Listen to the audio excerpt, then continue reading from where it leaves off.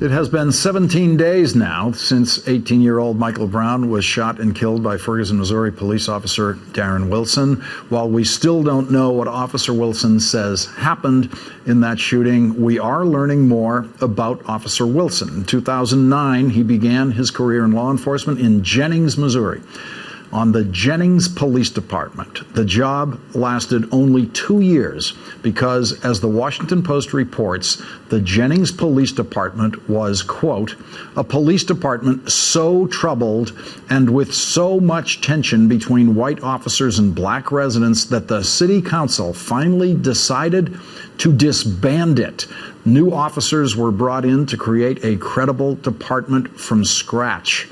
Darren Wilson then moved on to the Ferguson Police Department, which has now become the most troubled police department in Missouri.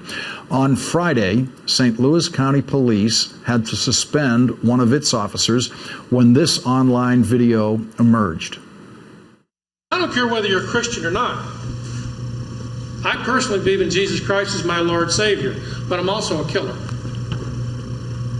I've killed a lot. And if I need to, I'll kill a whole bunch more.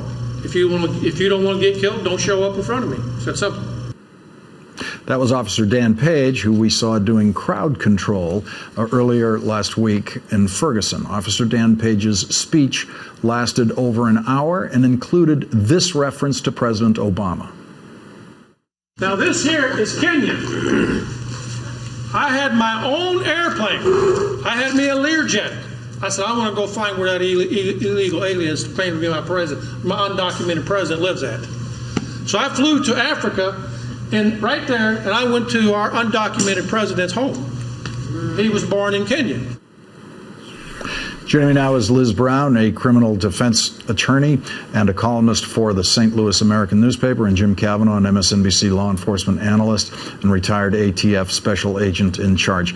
Liz Brown, first of all, to Mr. Page there, who has been suspended, how surprised were you or shocked? How would you describe your feelings about discovering that this kind of thinking was in one of your local police departments?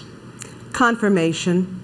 I really believe when I hear those words coming out of his mouth, it's the same energy, it's the same thought process, it's the same worldview that I believe drove Darren Wilson to feel comfortable enough that he could shoot a child, leave a child on the ground for 4 hours, and then know that he was going to be covered by the county police department.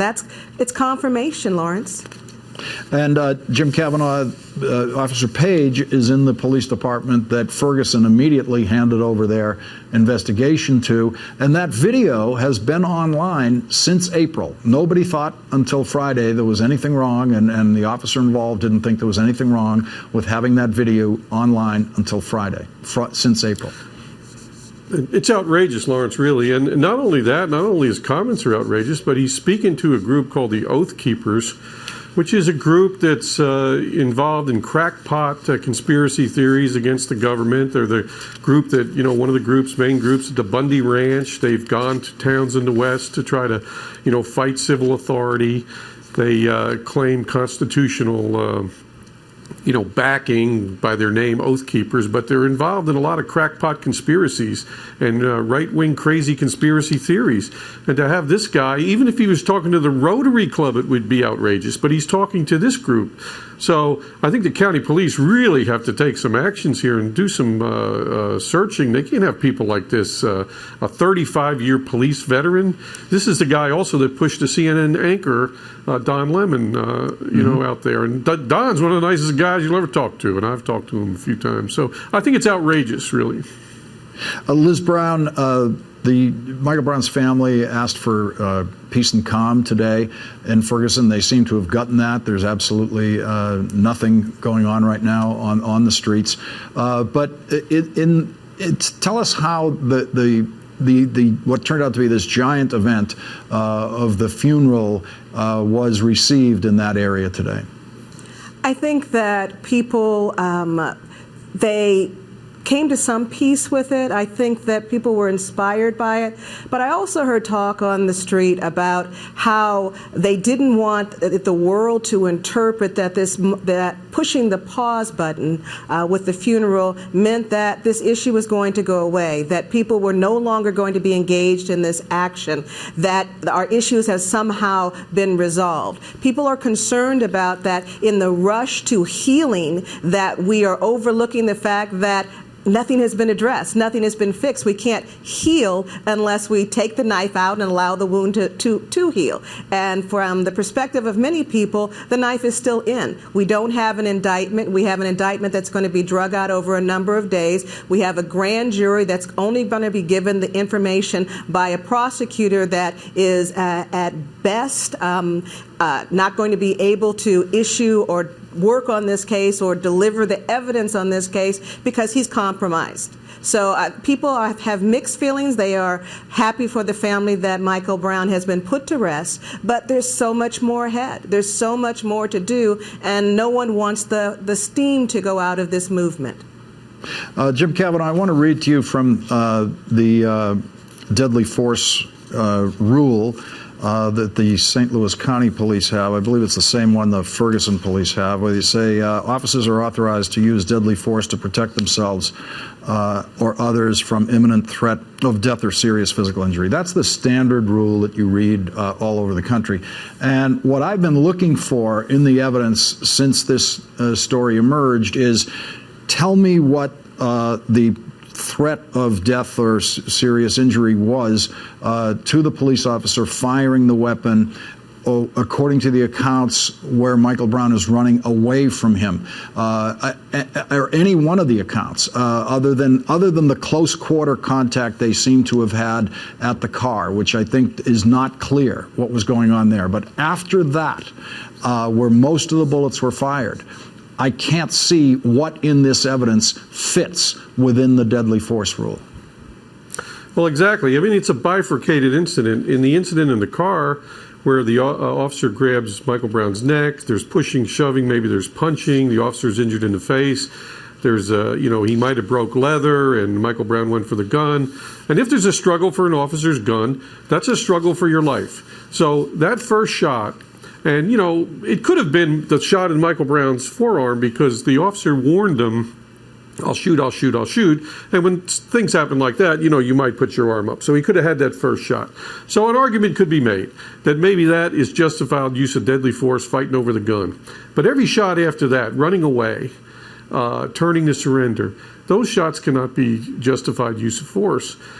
You can't shoot a person running away because he punched you. You can't shoot a person running away because he was involved in a strong-arm robbery. By the nature of that crime, there's not a weapon involved.